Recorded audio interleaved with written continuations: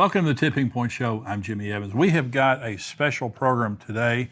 I've got Bill Koenig joining me. Again, we're going to be talking about Israel and the recent elections and everything that's going on over there, as well as the recent elections in Brazil and the elections in America. Before I go to Bill Koenig, let me say that we're having a trip to Israel, November the 29th through December the 8th of 2023.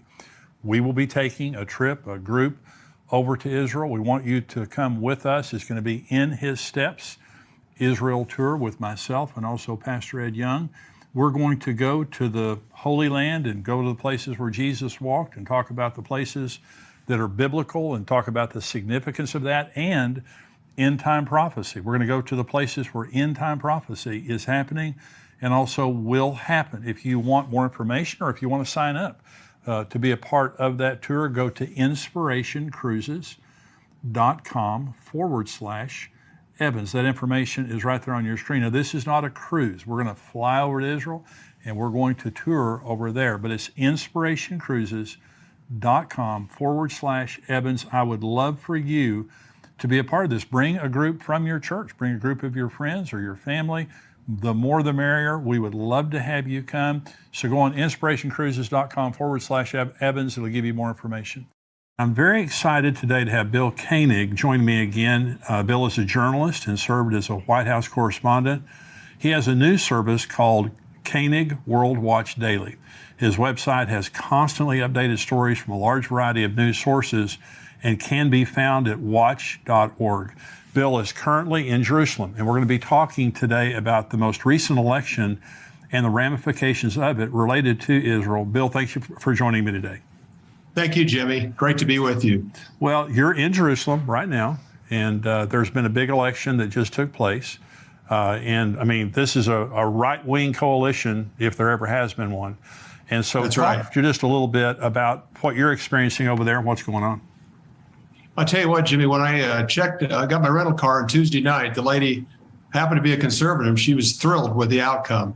And she also said, you cannot believe how many people, Jewish people from all over the world, flew to Israel to vote. Wow. And that's incredible, Jimmy. I mean, when you think about people taking that effort to come and vote, it was also the largest vote turnout since 1999. Wow. And this is a right-wing slate. We haven't had anything like this in Israel for a long time. And there's a lot of excitement from the people I've talked to in Israel. This is very unique. You're not going to have a splintered cabinet. You're going to have a solid right-wing cabinet. You got an extreme or two in the right, far right. But for the most part, Israelis that I've spoken to are very pleased. It's incredible. I love Benjamin Netanyahu. He is such a great prime minister, has always been such a great leader. But Israel, they've had 5 elections in the last several years. That's right, 4 years. Trying to put together a coalition government, which is very much different than our two-party system. But let's talk about Ben-Gvir for just a minute, because he's in the news. Now, this is an ultra-nationalist Zionist party, is that correct? That's exactly right. And that has my friends here in Israel, some especially the Jewish believers here in Israel that are concerned about that. They think he is way too far right. They've shared some things he's done and said over the years, and it's nothing that we would back or appreciate or support. So that will be Netanyahu's challenge, yes, is that extreme right wing led by that gentleman. Well, what's his agenda? What's the ultimate outcome of Ben-Gvir's agenda in this coalition government? Well, it's he's not favorable to the Arabs. He also does not want to see any land given up by Israel to the Palestinians, but his very tense relation with the Arabs, Palestinians in the state of Israel, that's the greatest concern, is his extreme positions on Arabs within the land. Right. So Zechariah 12 is the scripture that you kind of base your ministry on.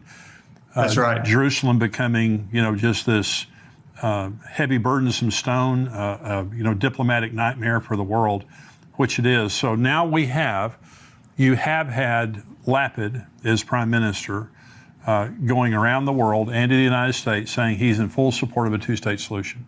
Okay, which has the United Nations, Biden, they're all just elated that there's finally a leader in Israel. Now you have Netanyahu stepping in, and what's going to happen? Well, I tell you what. What's really interesting, Jimmy, is Lapid's comments on September 21st at the UN as an Israeli interim prime minister, fully supporting the two-state plan, pressured by Biden, was a great talking point and election point, which had a significant reason why the right wing of Israel, the voter turnout was at the level it was because of those statements that he made at the UN. So he is not very popular in Israel. You would say that. Obviously, they got voted out. So, yeah, they got voted out, and he's popular in his left-wing base, but he overstretched things. He was influenced by the Biden administration, went right along with it, and that was probably the worst thing he could have ever possibly done. Biden's already been on the phone to Netanyahu. They had an 8-minute conversation, and in essence, Biden said, let's make history together. Well, we know what that means, leading to a two-state plan and a peace deal. What's going on diplomatically right now? Because I know that there's been Blinken and all the different diplomats over there. Are they trying? In what ways are they trying to pressure Netanyahu, or will they be pressuring Netanyahu to make a deal? And what do you see? Now, we know the end of the Bible. We know what's going to happen ultimately to Jerusalem. Do you think Netanyahu is going to play an important role, basically, in withstanding the world community and them trying to divide Jerusalem? Well, that's going to be very interesting. And people that I network with here and people that we do behind the scenes activity with, we're hopeful that Benjamin Netanyahu will stand as strong now as he ever has. He basically had his first government collapse after the White Plantation Agreement in 1998. And then he had his second government collapse right after the delivery of President Trump's Peace to Prosperity plan on January 28th.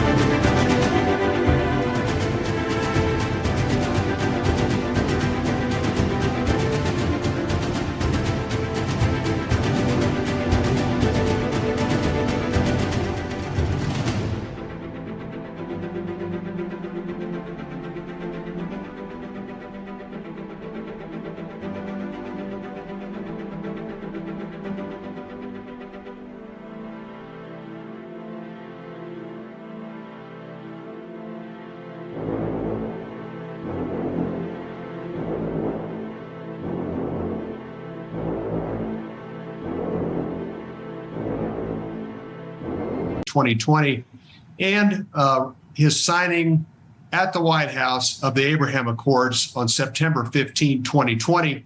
And then that led to his government collapse. So this is basically his third chance. What's interesting is the previous other two times when he went along with the plan, the Clinton efforts and the Trump efforts, it literally cost his government. Yeah. And here he is, Jimmy, once again in a very key, important position. And we just pray that he'll stand for the covenant land of Israel as he's never have before and be blessed for it, according to Genesis 12:3. That's right. So the Trump deal, the deal of the century, essentially gave the West Bank to the Palestinians. Is that correct? Yeah, in that plan, with his map, between 70 and 80% of the land would be set aside for the Palestinian state. In other words, they continued the Palestinian state narrative. Whether they would have accepted all the terms or not, the Trump Peace to Prosperity plan continued the narrative of a two-state plan with a Palestinian state within within Judea and Samaria and East Jerusalem. Right. So that was the problem, and the Israeli people reacted against him, because I read a poll last week that said 70% of the Israeli people are against a two-state solution.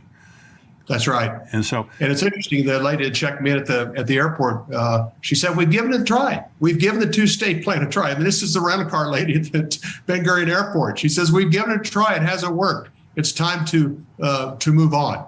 And that was a conservative voter. When the United Nations partitioned Palestine back in 1947, the Jews went along with it, and when they declared their independence, the next day, the Arab world declared war on them, tried to wipe them off the face of the map. And so that's right, 5 Arab countries. And that's when they took all that land, the Sinai and all the other land, the West Bank and all that land that they didn't have in response to being attacked. And so since then, there's just been this back and forth. So the maritime agreement that was just made with Lebanon, that seemed a little bit freakish from my perspective, because basically the Lapid government gave them there was no negotiation really. They asked for this land in the ocean where there was the gas interest out there, or Hezbollah was going to start firing rockets at the Israeli natural gas operations. What is the sense that you have being in Israel right now? Again, they're giving up land for peace. That's what it is.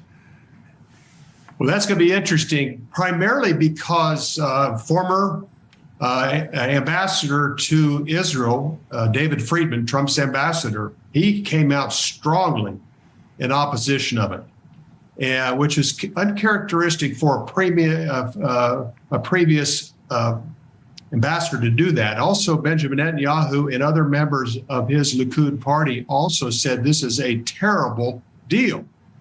And then on the flip side, Hezbollah through Nasrallah threatened to attack Israel if they didn't go along with the plan the United States brokered.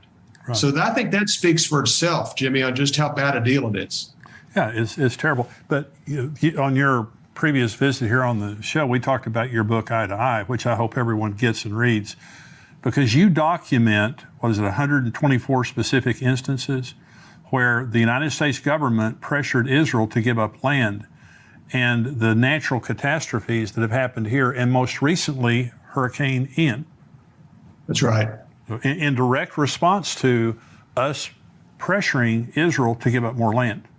And that's exactly right. Hurricane Fiona and also Hurricane Ian were directly started and they were happening at the time that Biden was at the UN, Lapid was at the UN, and Trudeau from Canada also complemented Lapid's two-state plan. So yes, it totally bookmarked the effort by the United States, Israel, and the Canadians to accept a two-state plan at the same time of Fiona and Ian.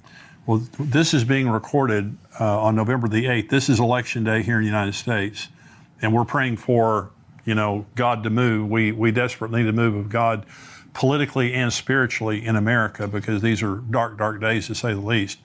But in Israel, whatever America does obviously has a big bearing on what happens in Israel. And so Netanyahu now is stepping into, first of all, a coalition government where he has extremists that he's in bed with politically, that he has to deal with that. The other thing that he has to deal with is the pressure from the United States and the United Nations on him to accept this two-state solution, which, like you, I don't believe he will. And the times he's made that attempt before, it cost him his job. But also, let's talk for just a minute about the Gog and Magog issue, because Iran is a major issue. They're in Syria. I think that Israel's bombing them just about every day. Russia's there, Turkey's there, Syria's there. What do you see happening related to the Gog and Magog coalition? Is it a big deal? Is it a deal at all? Oh, it's coming together quickly, Jimmy. Matter of fact, about an hour ago, I met a pastor from the Caucasian Mountain area, and he said through his news sources is that Russia and Iran are working on an agreement to cooperate even more militarily. He was very, very concerned about that, because that's likely part of the Gog-Magog coalition of Ezekiel 38 and 39, the Caucasian Mountain area.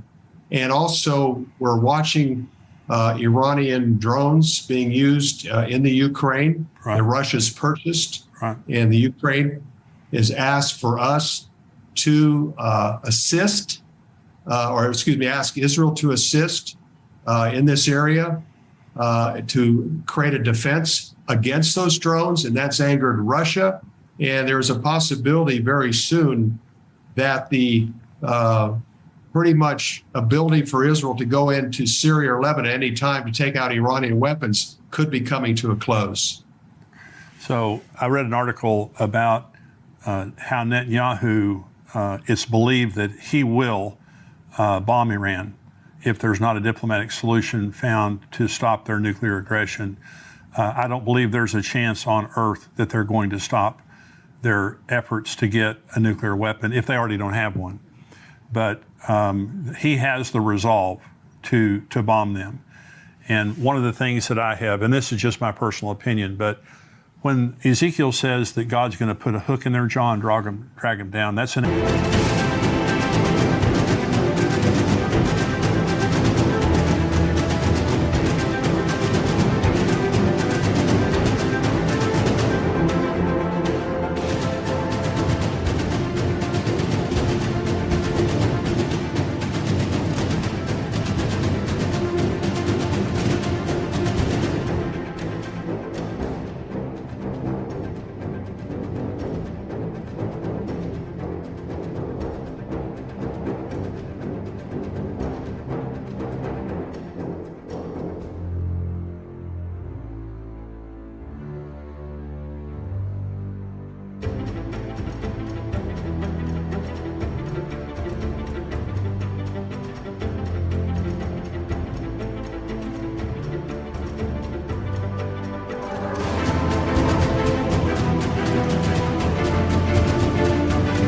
animal hook that you use to drag an animal around with. And it's, in other words, they're not going to make the choice, he's going to make it for them. He's going to do something so provocative that they're going to just, immediately respond. And my personal opinion is that if Israel bombed Iran, now this is a very real possibility in the next months or couple of years. 10 years ago, we were talking about Iran's nuclear plans, but today we're talking about a reality that they are either there or almost there to having enough enriched uranium and a delivery mechanism to strike Israel. And so is that being talked about, the potential of Israel bombing Iran? Yes, absolutely. What's interesting in the polls here, 75% of Israelis would prefer a Netanyahu in government at the time of a conflict with Iran. Wow. I think that's another reason he did so well, Jimmy, is because he's strong enough, committed enough, and well aware of the threat of Iran. The reason he hadn't previously is probably because he's had some defense ministers that have opposed that. It is getting closer for sure. The relationship, it's so ironic that the situation in the Ukraine has created tension between Russia and Israel at a level that we've never known. Right. One other, Mordecai Kadar, he's one of the top intel experts in Tel Aviv, said a few months ago, he said the benefit of having Netanyahu in office, he could always pick up the phone, call Putin immediately and get right through to him, or get on a plane and go and meet with him in Moscow, where Bennett and Lapid didn't have that benefit. Right. So interesting players. I think we're definitely getting closer to that happening. I had a discussion with another friend of mine today on that who covers this very closely, Chris Mitchell with CBN News. And we know we're close, Jimmy. We're waiting for a catalyst or that hook that you said in the jaw. It could happen overnight or it could be a little bit later, but we are certainly quickly moving in that direction. The question is how quick. Well, everything, all the pieces are coming together. And you didn't see, like the Gog and Magog war, I've taught Bible prophecy for 40 years. And for most of that time, it was just, you were talking about it, but everybody was at home, doing their thing. Now we're seeing the armies coming together, all the players coming together, closer ties between Iran and Russia and all of them. Let's talk about the Temple Mount for just a minute, because you're right there by the Temple Mount. It seems to me that there's been a dramatic increase of activity on the Temple Mount. And whereas just very recently it was illegal for Jews to go up to the Temple Mount, now they're going up by the thousands. We see the 5 red heifers that were just flown from Texas over there. The Temple Institute, very excited about that. What are you hearing over there? What's happening related to the Temple Mount and the rebuilding of the temple?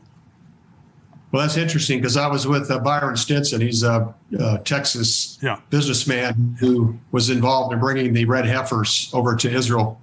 And I met with him on Monday along with Saki, Rabbi Saki, who was very involved in bringing those 5 red heifers here to Israel. There's obviously, this is, as Hal Lindsey would say, this is the most viable 34 acres on the planet and the most contentious. Yeah. It's going to be interesting to see what happens. I think that under Lapid and Benefit, there was a little bit better cooperation between Israel and the Palestinians. It'll be interesting, but there's talk, about the eventual third temple. And what's interesting is about 20% of the Jews in the world are Orthodox.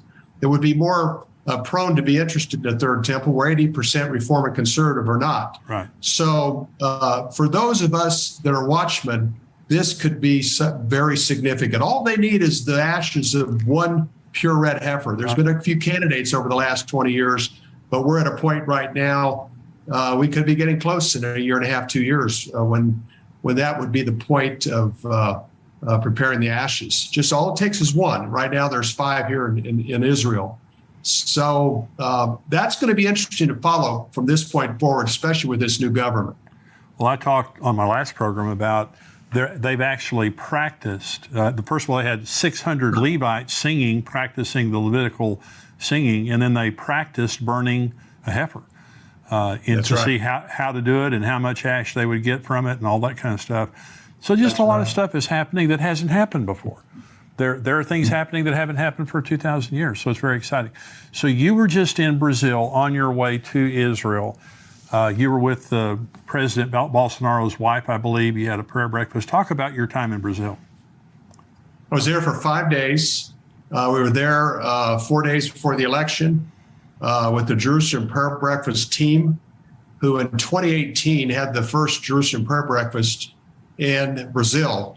At that time, Bolsonaro was very low in the polls, and supernaturally, he's a great supporter of Israel, a great lover of Israel, was baptized in Israel in May 2016, spent time at the garden too. A friend of mine basically showed them around. He is a solid Christian, but who's really an incredible Christian woman is Mrs. Bolsonaro. She loves Jesus. She loves Israel. Even when she went to vote, she had a T-shirt on with a Star of David on it and said, "God bless Brazil. God bless Israel." Isn't that great? It was remarkable to see. And, there was concern about the election and election integrity. That will be debated here in the next week or two. But Bolsonaro is incredibly popular. What's interesting about the vote pattern there, it was very similar to what happened in the United States in 2020, when President Trump did so well with the down ballot in the House and Senate, gained House and Senate seats, but he didn't become president. Same thing with Bolsonaro. He was successful throughout the country. He did really well in Rio de Janeiro and Sao Paulo, areas that typically the leftists do better. He is a very popular president. It's been a devastating, at this point, defeat. A lot of protest on the streets, a very strong Christian base in Brazil, very passionate people, great supporters of Israel. So we were with Mrs. Bolsonaro the day after the election, prayed with her, continued to pray for her. The great thing about it, this prayer breakfast opened some serious doors in Brazil as well as Italy in October, when the new president or prime minister, the new president of Italy was also a speaker at the Jerusalem Prayer Breakfast Rome. So wanted to throw that in, but there's great favor for Israel in Brazil.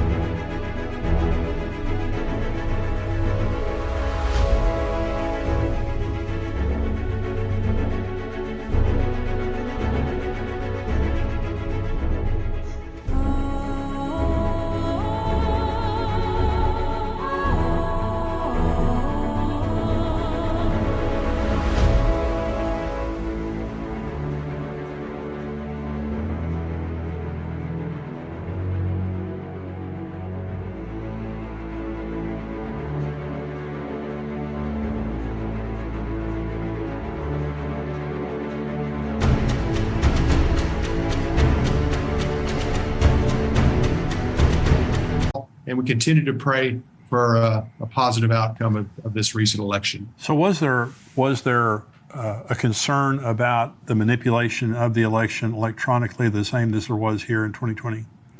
Correct. The equipment there is used. It's a Smartmatic equipment. It had been used in Venezuela before. Bolsonaro was concerned about that equipment. I did a report on the Smartmatic equipment in November of 2020. Found out Lord Mark Malloch Brown, one of the major participants in the Smartmatic machine, is also involved with George Soros through the Open Society that Soros developed. Also, one of the president of the board of directors of Smartmatics was one of Joe Biden's transition officials, transitioning into taking over the White House. So we're watching it very carefully. The Smartmatic equipment has a bit of an interesting history, and we're afraid we saw some of the similar patterns that we saw in the United States, also in Brazil. So this is election day in America. Now we'll be posting this tomorrow, so many of the results I think will have already come in. We'll know kind of what's happening. What's your thought about the election that's going on right now in America? If it is a fair and honest election, I think this is going to be an enormous landslide for the Republicans in the House and 3-5 in the Senate. The polls that I've looked to through pollsters that I respect and have a good track record show a overwhelming success for the Republicans in the House and Senate. So I expect a very positive outcome tomorrow. Very good. Well, we'll know soon. And, and on this program, I'd try very hard to let people know this is not a Republican program. It is a conservative program. But the issue on the ballot is you're talking not just about Republican, Democrat, you're talking about abortion and pro-life. You're talking about the woke agenda and the anti-woke agenda, the rights of parents.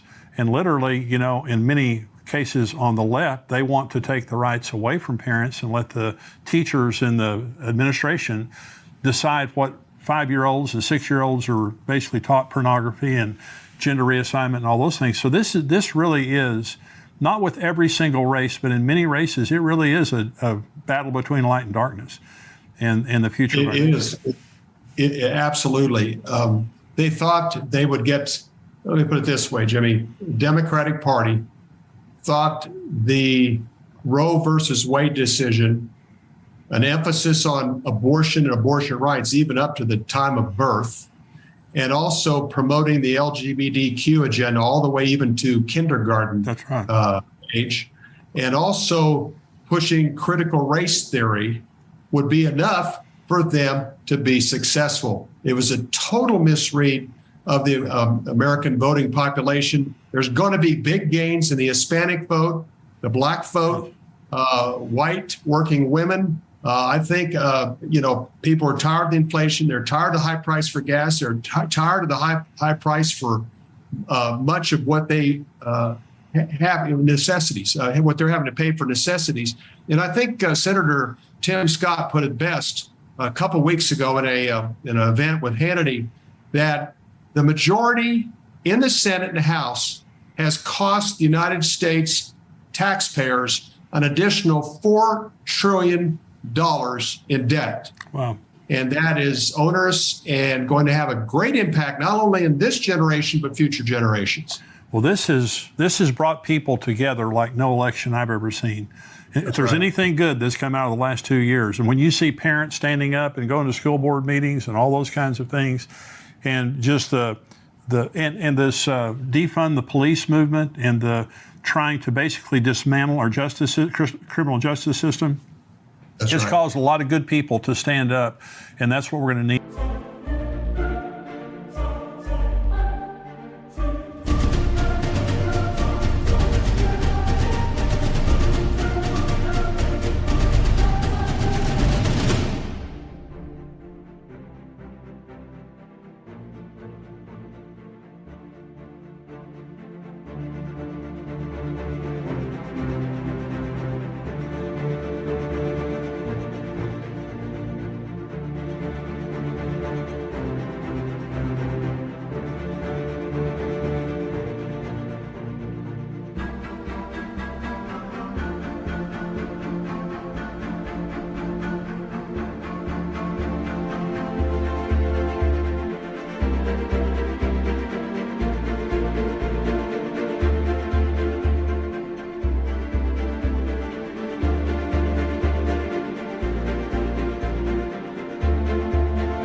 in America. Any other thoughts that you have, Bill?